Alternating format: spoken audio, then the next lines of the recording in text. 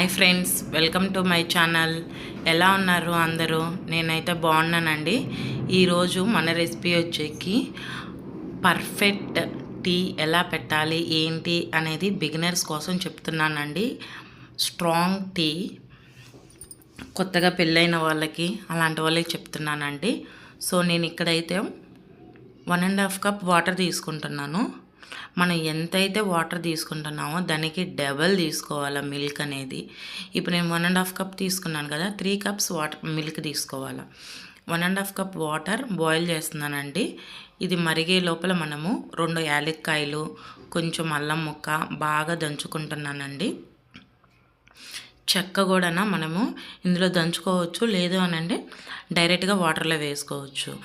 కొంతమంది tea powder వేస్తారు. ముందు టీ పౌడర్ వేసి అల్లం వేస్తే ఆ మసాలా అనేది మనకి ఘాటుగా రాదు అసలుకి. సో ఈ బాగా మరిగినాక అప్పుడు మనం ఏ టీ పౌడర్ ఉంటుందో అది మనం 1 కప్పు టీ పౌడర్ వేసుకోవాలి.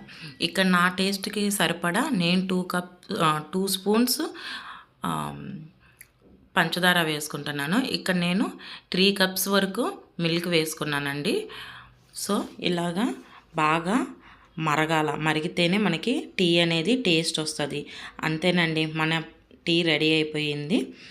సో ఈ వీడియో కానీ మీకు నచ్చినట్లయితే please like and share, subscribe to my channel friends.